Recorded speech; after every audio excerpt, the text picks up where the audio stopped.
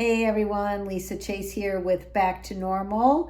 And this month we have been talking all about healthy habits for the summertime. And we all know that in the summer it's super hot, especially in Florida, and it's very humid.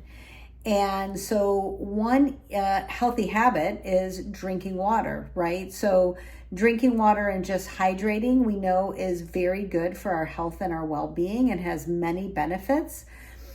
But drinking water alone doesn't always really get down to your cells and keep you hydrated, especially if you are an athlete and you're exercising a lot out in the heat.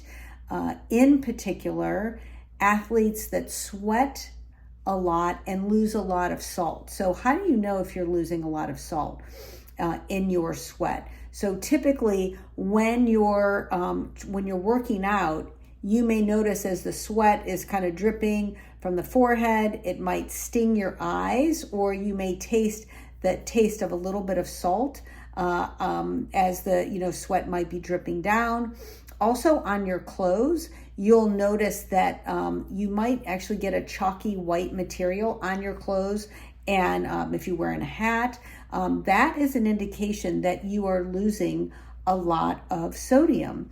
So for those who are heavy sweaters, you are more at risk for getting heat illness or cramping because of a lack of electrolytes. So it is even more important for you to be adding electrolytes or even just salting your food, say before a competition.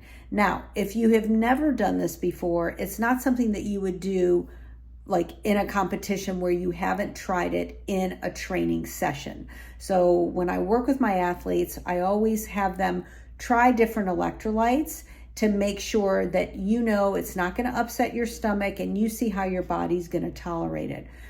One of the electrolytes that we use is Elements. It is a great product. It is a clean product. There's no sugar.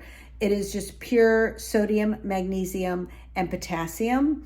And it is very easy. They come in little packets. And, if I'm going to do, a long walk, I'm going to add that to my water. If I'm doing a heavy workout and I know I'm going to be sweating a lot, losing a lot of sweat, then I'm also going to be using it. So using electrolytes is a great advantage for athletes when you're training, but you definitely want to be using them during training cycles and not, using it during a competition unless you have tried it. So for my athletes out there, being dehydrated just 1% can affect performance. And when I was on the professional women's tennis tour, we saw this a lot. As a matter of fact, you didn't necessarily have to be outside in the humidity. We actually saw that players cramped when we played indoors for tennis.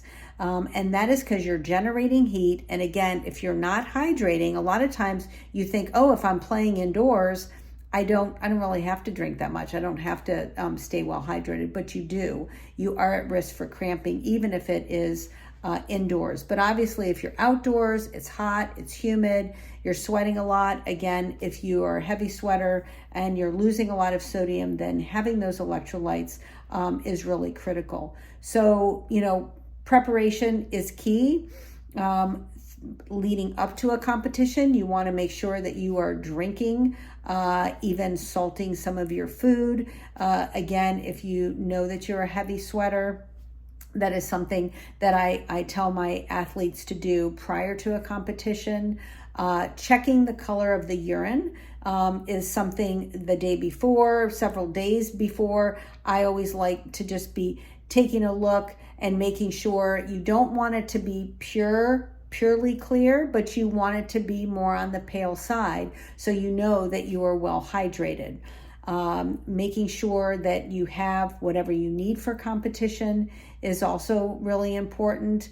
And again, just getting into a routine before, during, and after your competition.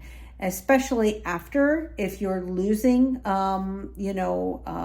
obviously you're losing a lot of water, then you may be losing weight as well. And so increasing the amount of fluid, so I have several athletes that may weigh themselves prior to and then after the competition, and then we help them figure out exactly how much fluids they need to be drinking to replace. So just a few tips for the summer. So stay well hydrated and get outside and move.